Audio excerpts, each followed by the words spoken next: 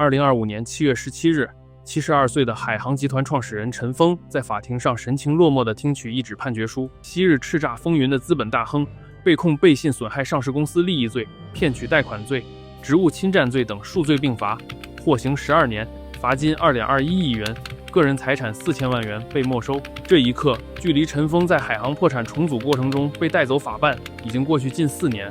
当年，他站在全球商界的聚光灯下，意气风发，踌躇满志，万亿资产、8大产业，多次陪习近平、李克强出访，一时间风头无量，媒体把他捧成创业教父，他自己也信了，于是白手起家，疯狂加杠杆，环球并购，最后轰然崩塌。这戏剧性的一幕，不禁让人追问：辉煌一时的海航是如何走到破产重整的穷途末路？陈峰如何从民航局小官员蜕变为全球巨无霸掌舵人？又如何在高杠杆与中共政商勾结的危险游戏中走向覆灭？大家好，我是张狗剩，欢迎大家收看本周5的新闻大写：海航崩塌内幕。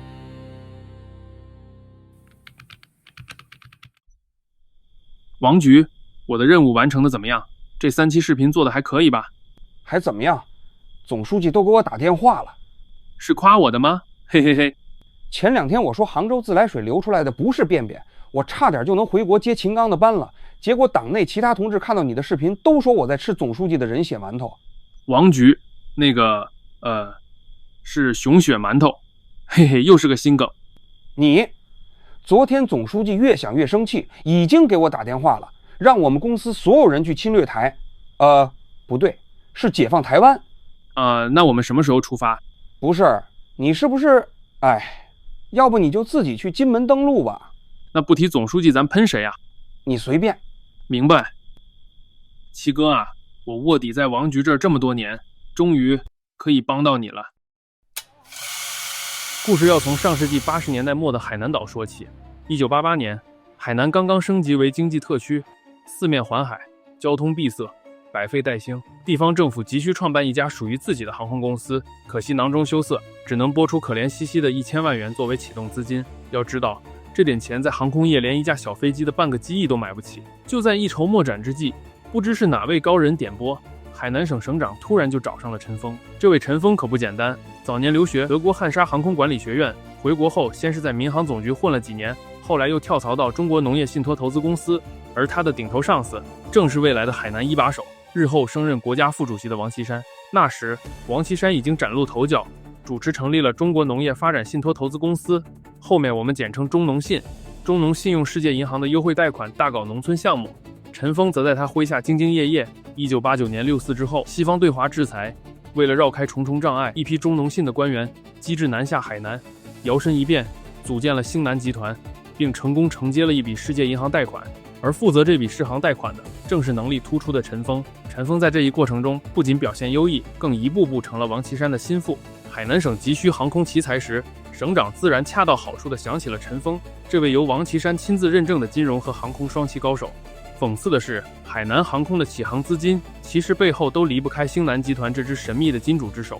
海南航空从一开始就不是单纯的创业项目，而是几位老熟人精心编织的一场利益大戏。1990年前后，陈峰受聘为海南省长航空事务顾问，开始筹建海南自己的航空公司。经过几年的准备，1993年，海南省航空公司正式挂牌成立。省政府那1000万元资本只是杯水车薪，关键还在于拿到民航总局颁发的航空运营许可证。这张珍贵的运营许可证成了陈峰敲开银行大门的敲门砖。据陈峰自己说，他当时仅拿着许可证向银行纸上谈兵，就能获得贷款4亿元，同时又通过各种关系网发动民间众筹，募得2.5亿元。就这样，政府给了空壳和牌照，银行给了大头资金，再加上民间集资，一家没有飞机的航空公司奇迹般的起飞了。拿到启动资金后，海航立刻斥资6亿元购入2架波音737客机。1993年5月，开通了海口至北京的首条航线。当年公司即盈利6876万元，创造了民航业奇迹。出战告捷，让陈峰深信贷款养大企业这一妙招。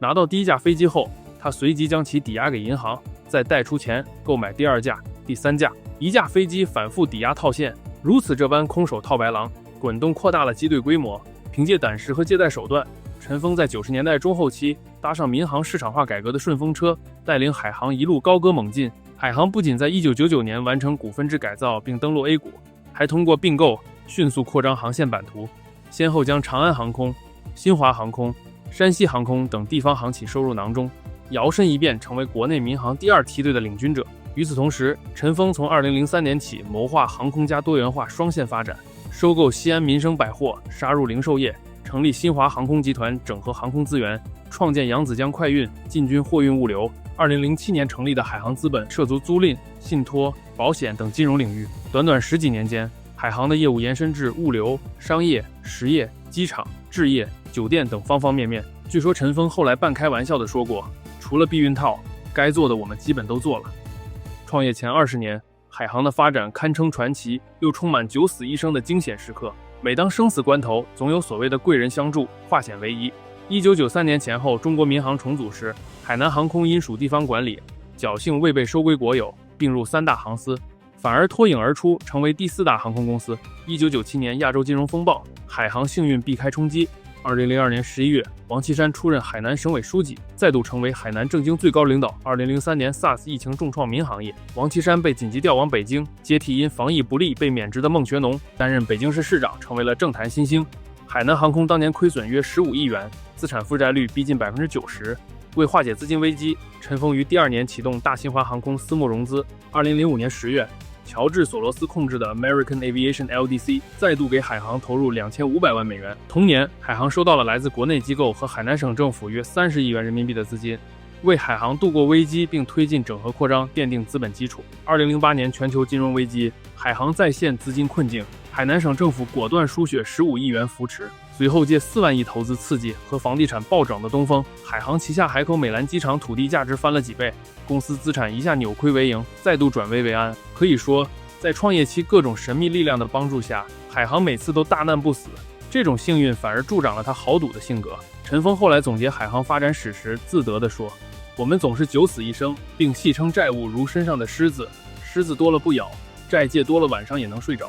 这句话如今听来格外讽刺。接下来，这头巨兽将加速狂奔，直至失控的边缘。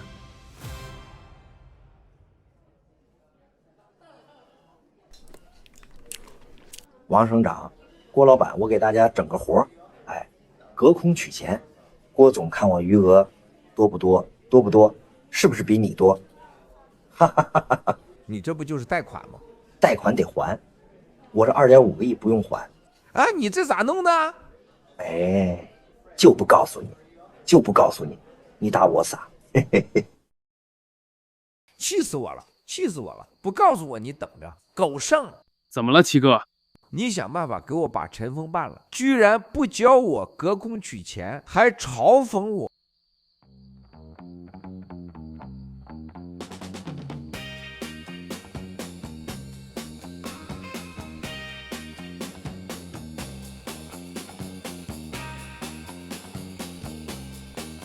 等我给你手机里面留点东西，举报你勾结反贼叛国。踏入21世纪第2个10年，尝到资本甜头的陈峰和海航再也停不下扩张的脚步。尤其在2008年国际金融危机之后，别人谨慎过冬，他却反其道而行，抛出雄心勃勃的超级 X 计划，要在2030年营业收入要冲击15000亿元，进入世界50强。为此，海航开始了一场令世人瞠目的买狂潮。国内并购一骑绝尘，国际收购更是大手笔不断。最疯狂时，海航平均每2-3天就收购一家企业，集团子公司从2009年的200家暴增到2010年的600家。国内圈地仍嫌不够，海航很快把目光投向海外，启动更惊人的全球扫货。2010年，海航拿下澳大利亚 ALCO 的飞机租赁资产，首次把业务触角伸向国际航空金融。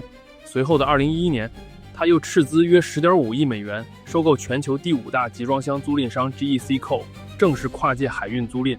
2013年，通过并购荷兰 Tip Trailer Services， 海航补齐了欧洲公路物流链。2015年初，海航旗下公司完成对集装箱租赁商 Kronos 的收购，其集装箱保有量跃居全球第一。2016年10月，海航以高溢价65亿美元买下希尔顿25%股权，成为第1大股东。17年5月，又将德意志银行持股提高到 9.92%， 一度晋升最大股东。这一系列眼花缭乱的蛇吞象并购，使海航资产规模呈指数级膨胀。截至2017年，海航集团资产高达 1.2万亿元人民币，营业收入530亿美元，位列世界500强第170位。要知道，那一年紧挨在海航前面的是印度石油公司和瑞士罗氏制药。排在海航之后的，则是交通银行、中信集团、美国辉瑞、德国拜耳等老牌巨头。一个曾经连飞机翅膀都买不起的小企业，就这样摇身成为与世界巨擘比肩的新贵。短短20余年时间，海航缔造了一个近乎传奇的商业神话。海航登顶之时，风光无限，员工食堂里每天龙虾供应充足，创始人陈峰更被奉为腾挪资金的资本运作大师。彼时的陈峰出入达沃斯和各国政商峰会，争相与各路政要合影寒暄，从习近平到英国首相，无不在他朋友圈留影，仿佛一夜之间，海航成为横跨政商与国际金融界的传奇王国。然而，看似风光无限的版图背后，其实埋藏着难以持续的资金游戏。海航全球到处跑马圈地，蒙眼狂奔，背后推波助澜的正是激进野蛮的资本杠杆。钱从哪里来？陈峰自有一套办法。他奉万达创始人王健林那句“企业经营的最高境界就是空手道为圭臬”。早年他白手起家，靠一纸批文就敢从银行撬来4个亿。等企业规模做大后，各路政府支持，优惠贷款纷至沓来。除了银行贷款，海航进一步发挥民间众筹的威力，玩起 P2P 等新型融资手段，多管齐下，疯狂吸金。可以说，在相当长时间里，海航拿钱的难度远远低于花钱的难度。钱来得太容易，花起来自然大手大脚，甚至轻率到仿佛在扔钱。根据财新的调查，海航动辄几十亿美元的大项目，尽职调查常常不超过1个月。2015年短短3个月里，海航在欧洲完成5笔重大收购，总金额逾100亿元人民币，而每笔交易中金额最大的项目尽调期仅25天，25天连把所有账册过一遍都来不及，更别提全面评估风险。更搞的是，在一个下午茶时间，海航几个高管脑门一拍，用半小时就决定砸200亿元收购海口长影、环球100奇幻乐园，号称要打造东方迪士尼。结果项目开业3年，客流量还不及上海迪士尼半个月的人次。类似这样赔本赚吆喝的买卖，海航账上不知躺了多少。此时的海航更像一个在赌桌上红了眼的赌徒，把借新还旧的资本游戏玩到了极致。在高杠杆堆砌出的幻觉中，他似乎相信只要不停借钱，不断扩张，企业总能大到不会倒。资产负债表上看似风光，负债端却堆起更高的山峰，危险的漩涡正在暗中形成。2017年夏天，一场骤然降临的监管风暴猛地击中了高速前行的海航。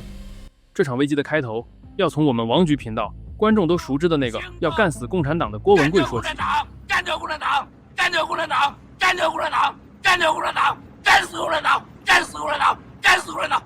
从2017年4月开始，他通过媒体和油管频繁发布关于海航和王岐山的爆料。他声称海航背后隐藏着权势人物的利益，直指中共中央政治局常委王岐山家族通过侄女婿姚庆暗中持有海航股份，海航为姚庆大量输送利益。郭文贵的爆料引发轩然大波，海航方面当即发表声明，矢口否认王岐山或姚庆是集团股东。在郭文贵爆料2个月后，中国银监会紧急致函各大银行，要求排查包括海航、安邦、万达、复兴等海外并购激进银行敞口巨大的民企的融资风险，重点审视并购贷款、内保外贷等跨境业务。这无异于向市场发出警报，曾被资本市场追捧的海航模式已被监管层列入风险名单。果然，当年下半年起，海航的境内外融资环境急转直下。又过了2月，在当年8月至9月，中国国家发改委连续收紧海外投资政策，高杠杆支撑并购的资本来源几乎一夜之间被掐断。面对外部环境的急转直下，陈峰等海航高层起初对海航未来能不能活下去简直是验钞机罢工，没有逼数，他们仍惯性的拆东墙补西墙，渡过难关。2017年底至2018年初，海航开始了一轮卖的资产处置行动，出售北京海航大厦给万科，转让上海浦发大厦股权，甩卖香港启德地块项目及多处国内外物业，陆续套现数百亿元，还抛售了所持希尔顿酒店、德意志银行等核心资产的部分股权。这一系列断臂求生的操作，本希望能缓解债务压力，但是海航庞大的债务黑洞如无底洞般存在，光靠卖资产远远无法填满。2018年初，海航的流动性危机已经公开化，媒体爆出海航拖欠航油款、银行本息和员工工资等消息。海航回应称正在积极自救，并坚称海航不会也不允许发生任何流动性风险违约。但市场信心已开始动摇，各种关于海航资金链断裂的传闻甚嚣尘上。有人用了一个形象的比喻来形容当时的海航：10个锅盖7个锅，只要运营不出大问题，水尚且不会凉，但一旦变成只有7个盖子盖70口锅，出事只是时间问题。早期资金拆借周转还能勉强瞒天过海，可当窟窿越来越大，终究瞒不住要爆雷。就在郭文贵爆料以及海航陷入空前债务危机的1年后，一场惊心动魄的意外横祸再次将这家本已风雨飘摇的巨头推向了舆论的风口浪尖。2018年7月3日，海航集团联合创始人57岁的王健在法国普罗旺斯风景如画的邦尼约村游玩，在一座石砌教堂外，他站上矮墙，让同行的朋友帮他拍照留念，却不料转身从约10米高的岩石坡坠落，现场惊魂。法媒援引法国警方称，王健试图爬上一堵矮墙欣赏风景拍照，失手跌落，经抢救无效，不幸身亡。这一消息轰炸国内媒体和社交网络，舆论瞬间沸腾。虽然法国警方把这个事件定位为事故，但也有人嗅出更深的谜团。在债务无底洞的海航集团，王健极可能已经掌握比外界更多的财务隐秘。郭文贵甚至暗示，他发现海航又一个无底债务黑洞，牵涉向王岐山输送利益，猜测他可能是在相机的见证下牺牲自己为家人保驾护航。官方结论最终还是定性为意外死亡。法国检方及宪兵多次重申无外力介入，无可疑迹象。王健的骤然离世迅速改变了海航内部的权力格局。王健生前是海航的1号人物，很多重大决策实际由他说了算。陈峰和王健两人性格迥异，早有嫌隙，两人内部博弈在2016年前后达到一个高峰。据中国经济周刊等媒体报道，两人在海航的发展路线上产生了严重分歧。王健曾让公司内部管理层签署声明，只效忠于王健一人。这场分歧最终以陈峰一度淡出最高管理层告终。之后信奉佛教的陈峰选择出家一段时间，但不久后出于共同的庞大利益，两位创始人又恢复了合作共事的局面。这次王健一走，陈峰重新夺回了海航最高控制权，成为了维系这家风雨飘摇的巨型企业的唯一核心。陈峰回归后的第一把火就是大刀阔斧调整管理层，凡是王健生前提拔的重要干部，大批被免职或边缘化。陈峰更将自己的儿子陈晓峰空降进董事会，火速擢升为集团总裁，仅2年时间就从中层直升为海航集团董事兼首席执行官。同时，侄子陈超出任集团首席投资官，掌管投资业务。更令人瞠目的是，在海航债务危机迫在眉睫之际，陈峰忙于将权力重新抓在家族手中，却对及时大规模出售资产、降低负债自救最佳时机一再拖延观望。财新新闻采访中，海航前员工透露，2018年下半年情况已经很危急，但陈峰还不想卖资产。他也许觉得资产卖光了，海航就不再属于他了。而且海航这些年一直这么扛过来的，他以为这次也能大而不倒。结果，海航错失了自救的黄金窗口，债务雪球越滚越大。2019年起，海航资金困境依旧未见好转，反因内部人事动荡和外部环境恶化而加剧。终于，压垮海航的最后一根稻草出现了，那就是新冠疫情。2020年初，突如其来的疫情令全球航空业停摆，海航航空主业收入断崖式下跌，集团原本依赖用航空现金流反哺其他产业的模式瞬间失效。更要命的是，大量即将到期的债务根本无以为继。2020年2月，走投无路的陈峰终于正式向海南省政府求援。在这个阶段，陈峰一直对外宣称，海航除去负债之后还有2000亿净资产，只是无法变现。我还没挂掉，我还可以再抢救一下的，抢救一下就活了。2月29日，海航发布公告承认，受新冠肺炎疫情叠加影响，流动性问题有加剧趋势，请求政府牵头成立联合工作组，协助处置风险。海南派出以省国资委党委书记顾刚为组长的海南省海航集团联合工作组进驻海航集团。当天，海航董事会同步改组，陈峰留任董事长，但实际决策权开始移交工作组手中。至此，这艘失控的巨轮终于被官方接管，进入破产重组的漫长航程。海航商业帝国的崩塌进入了倒计时。联合工作组进驻后，他们不信陈峰海航除去负债之后还有2000亿净资产的说法，着手对海航集团庞杂的资产和债务进行彻查。据工作组成员回忆，海航旗下关联企业多达2000余家，层层架构、循环担保、交叉持股、代持等现象极其普遍。梳理海航真实负债的工作简直是夏侯惇看路易16，一眼望不到头。工作组调用500多名财务，逐一核查了集团总部及2300多家下属公司，每一笔资金流向都追查来源去向。终于，海航历史上第一次真正厘清了自身到底有多少资产，欠了多少债。经过审计，海航并非外界所称除去所有负债尚有2000亿净资产，事实触目惊心。截至2020年底，海航集团总资产约5000亿元，负债高达1.1万亿元，资不抵债近6000亿元。海航真实情况根本不是有正2000亿净资产，而是负6000亿。更令人瞠目的是，牵涉的债权人和股东数量庞大，达数十万人之多。单因海航理财产品暴雷而申报债权的个人投资者就有6万多人，其中约 2.3 万是海航内部员工。也就是说，海航负债的黑洞不仅威胁银行机构和大型机构，连成千上万普通百姓的血汗钱都卷了进去。海航帝国之乱可见一斑。随着深入审计，一个又一个黑箱操作被揭开，上市公司资金长期被大股东违法占用，对外提供巨额隐性担保，内部关联交易暗流涌动。此前多年蓄积的问题也在这时集中爆发。2021年初，海航旗下3家上市公司 ST 海南航空、ST 基础、ST 大吉披露集团存在于1000亿元的非经营性资金占用和担保。所谓违规占款，多是海航集团通过各种关联企业从上市子公司拆借调用的资金；违规担保则是上市公司替集团或关联方向金融机构贷款提供连带担保，形成复杂的三角债结构。财新调查显示，海航集团内部还存在大量高管家族及亲信构筑的圈内生意网络，这些裙带关系的种子在海航创立初期就已埋下。陈峰、王健2位创始人以及部分海航高管的亲属，控制或参与了一系列外围公司，长期承接海航的大额业务，从飞机和航材采购、房地产开发到信息工程、广告宣传、保险代理等，都能看到他们的身影。这些关联交易为高管亲友输送了巨额利益，却几乎从未对外披露过。最典型的例子是陈峰的弟弟陈国庆。早在1991年，也就是陈峰还在为筹建海航东奔西走的时候，陈国庆已经在美国纽约注册成立了海南美洲有限公司。这家公司的业务一直非常神秘，外界几乎一无所知，直到1999年海南航空上市招股书披露的一则细节，才让人首次窥见端倪。原来1996年到1997年间，海南美洲公司作为中介，为海南航空采购航空零部件，而收取的中介手续费之高令人啧舌。仅公开披露的2笔交易，手续费就高达2558.6万元和1474.6万元。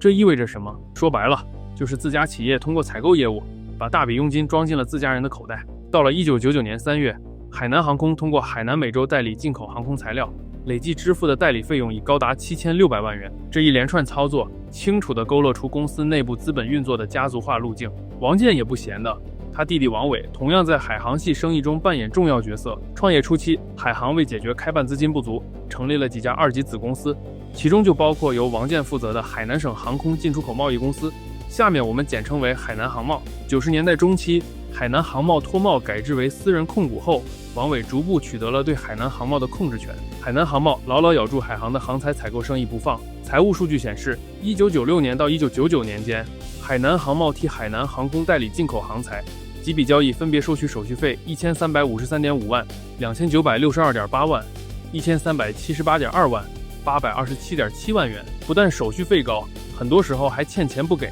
到1999年，海南航贸尚欠海南航空预付款2873.8万元未还。即便在海南航空成立早期，两人就不是为了让海航挣钱。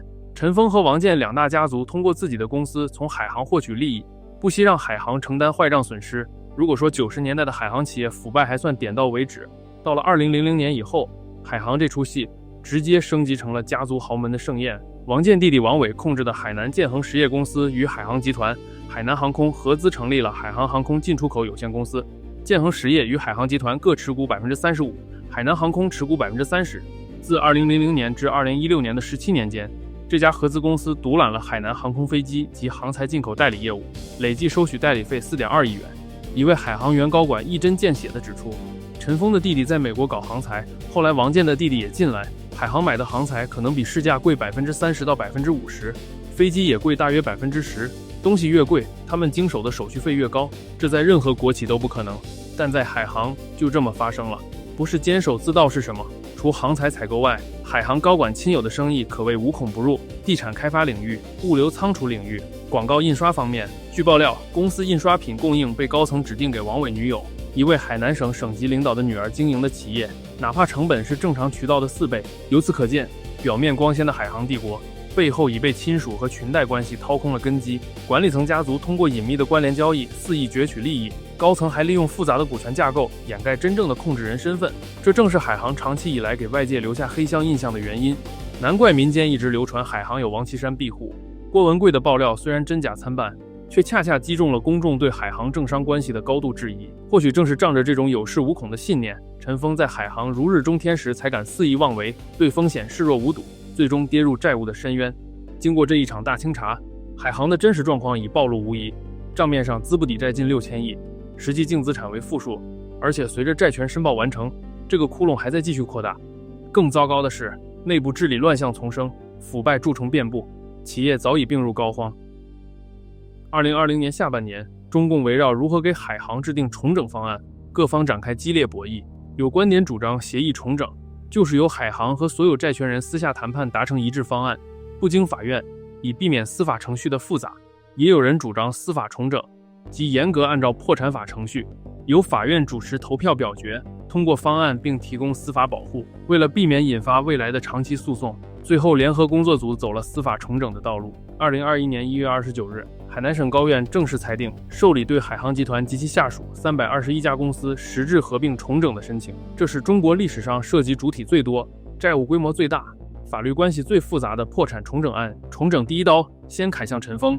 按照工作组的逻辑，他们重整海航，按照债权人利益优先于股东的法理，既然海航资不抵债，陈峰等原股东持有的股权就已经一文不值，因此方案第一步就是将陈峰家族和管理层持有的全部海航股权清零注销。对于这一点，陈峰起初极力反对，他多次上书央求保留自己和团队的一部分股份，可是中央没理他，从最初要求保留50%，降到30%、15%，甚至最后祈求能否给3%。他甚至试图以私人情谊打动工作组领导，给副组长任清华和组长顾刚各送了一幅自己题写的书法。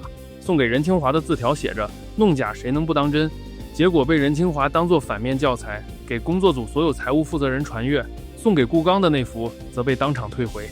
最终，陈峰未能保住哪怕3%的股权，只得接受全部出局的苦果。随着创始股东权益清零，海航正式告别陈峰时代，所有股权将转由债权人方面的新主体持有。给留点吧，领导，50%就行。那不成啊，得按合同办啊，地主家也没有余粮啊。行，你逼我的。你认识王岐山不？你等着，等我给我好大哥打个电话。嘿，跟我摇人，给王副主席打是吧？你看他接不接你电话？哼，通了，来接电话，你等着的。不对啊，上面应该打过招呼的。喂，我是顾刚。喂，顾刚是谁啊？我不认识。您是王岐山副主席吗？什么王岐山？我是王志安。啊，来，你过来，你接电话。喂，王主席，我陈峰。什么王主席？我是王局，到底有啥事？你还有什么要说的？你刚刚要多少？别枪毙我，我为党国出过力。在工作组掌权海航后，为了给海航凑钱，也学起了海航的骚操作。只不过当年海航是自己左手倒右手，现在接盘变成了海南省的国企，自己给海航白送钱。举个例子，工作组勒令海南省国企海发控高价买下海航旗下的明珠岛和另外4块土地，这些地块市场公认估值仅120亿，海发控却不得不用170亿的价格高价接盘，然后马上又以市场价120亿卖出，白白给海航送上50亿。之后，工作组将海航集团最核心的航空、机场、商贸业务单独剥离，分别给了几个投资方进行独立重整。海南航空板块以海航控股为主体，包含8家航空公司，卖给了方大集团。海航机场运营板块包括海口美兰机场等13个机场，保持国有控股，让海南政府解决问题。商贸业务主要是供销大集集团股份有限公司，后面简称供销大集，是中国供销合作社系统和海航集团共同控股的一家上市公司。板块涵盖商贸零售、地产和供应链业务，有着大量中低收入就业群体。这么多人可不好惹，维稳压力巨大。工作组直接要求中国供销集团花钱把海航股份买回来，剩下的海航几百家公司没人要，于是海航把这几家公司进行了信托重整。我们简单的说一下信托重整。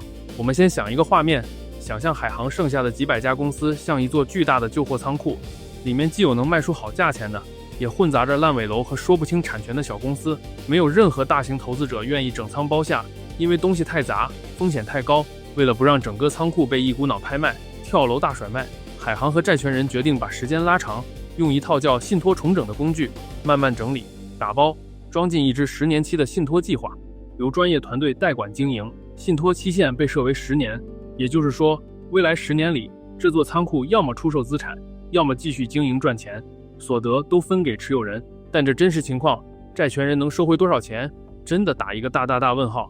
海航进入司法重整后，工作组一直对外宣称说是市场化自救，但真实的情况是工作组编了一个弥天大谎。要理解这个，先得把政府拆成2层，一层是中央财政，另一层是地方政府及其国资平台。整个救援过程里，中央没有直接划拨专项资金，相反，真正承担资金与政策成本的主要是地方国资与公众，这才造成看不见政府买单的错觉。最直观的例子是机场板块。2021年12月，海南省属的海南发展控股以现金110亿元接手海口美兰机场等资产，成为控股股东，并把机场彻底收归省有。这笔巨额投入写在企业资产负债表上，可资金来源最终还是来自地方财政背书的国资公司，性质上属于公共资本投入。中国媒体经常以辽宁方大集团竞购海南航空为例，证明民营资本参与国企重组。然而，真相远非简单的民企接盘。辽宁方大以高于2级市场估值的价格，组建了一家300亿元规模的航空发展公司，收购海南航空主体资产。看似纯市场行为，实则背后隐藏着地方政府深度介入所带来的隐形红利。重整方案明确披露，海航依靠与税务机关的积极沟通，获得了大量税收优惠，用以抵充资产处置损失和未来盈利产生的税负。这些看似无现金的优惠，实则都是减少公共财政收入，以全体纳税人间接承担代价。辽宁方大集团通过注册在海南自贸港的新海航，已获得了企业所得税低税率、进口航材零关税加免增值税、出境维修免关税等一系列税收优惠政策。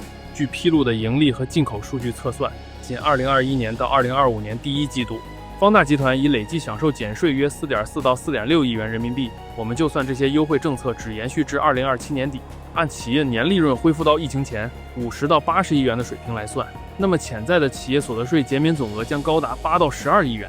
表面上看，海航重整靠信托加所谓的战略投资走市场化路线，实质上资金缺口被拆分成3块：债权人分期回收不确定的款项，政府让利后民企高溢价入股，地方国资与财政让利进行收购。中央账本保持干净，但地方层面的国资现金流、土地财政和税收收入却承担了实际的成本。中央不用财政买单，但地方财政通过资本运作与政策让利替企业买单，最终代价仍由当地公共资源和纳税人共同消化，这才是真正的占用公共资源。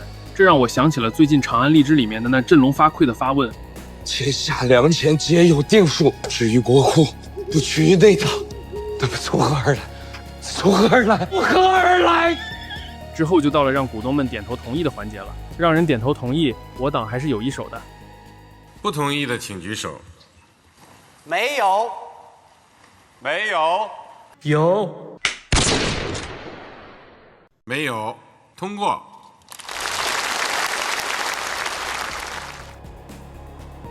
2021年9月中下旬，股东表决前夕，陈峰等老股东已在律师见证下签署股权清零承诺文件，承认自身权益化为乌有。不久之后，政府就动手了。9月24日，陈峰和集团 CEO 谭向东因涉嫌违法犯罪，被警方正式采取强制措施，从此退出历史舞台。这一举动吓坏了好多有关联的债权人。最终，表决结果顺利出炉。9月27日至30日，4场债权人会议全部以90%以上高票通过了各自重整计划。2021年12月8日，海南航空等航空资产经营权正式移交方大集团。方大董事长方威只身赴海口海航大厦，坐进陈峰昔日的办公室。工作组解决了海航的破产工作，负责人日后也得到了提拔。顾刚调任海南省发改委副主任，任清华出任海发控股董事长，直到2023年初，两人双双擢升副省长。然而，对于新接盘侠方大来说，他可能又被政府摆了一道。方大集团进驻后，很快发现海航留下的是一个问题成堆的烂摊子，大量飞机采购和租赁合同价格极高，部分预付款项不知所踪，有的款付了供应商却没收到货。深入一查，背后又牵出陈峰、王建家族盘根错节的关系网。方大不得已又派出审计重新对海航进行审计，原高管又有多人被公安带走调查。陈峰胞弟陈国庆、原海航控股董事长包启发等人相继于2022年被逮捕。2021年底，海航终于宣布重生，深信佛教的陈峰却只能在拘留所的夜色里默念《金刚经》。4年后，法锤落下，12年铁窗。这位曾深信佛教，把佛法无边写进企业文化的董事长，最后被因果律精准反噬，海航的航班又回到蓝天，他的人生却坠入地狱。佛祖没来开光，倒是检察官替他点了戒疤，陈峰早年就师从王岐山，一路绿灯让海南航空起飞。2017年，郭文贵连珠炮爆料，把王岐山家族和侄女婿姚庆齐齐按进股东名单。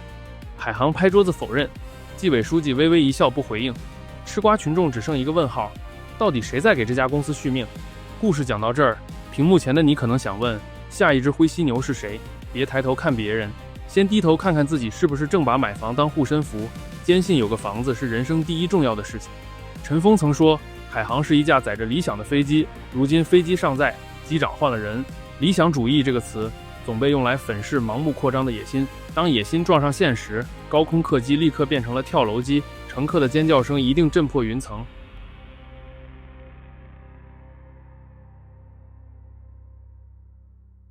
弟子陈峰，今求佛祖保佑，度过此劫，弟子必重金还愿，吃斋清修数年，求佛祖看在弟子虔诚信仰多年。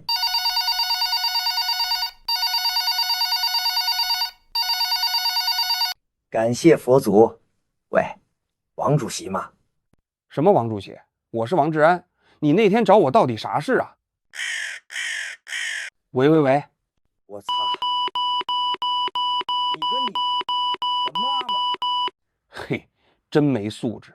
狗剩啊，准备3级拍案，咱们下次找时间，我要使劲喷海航。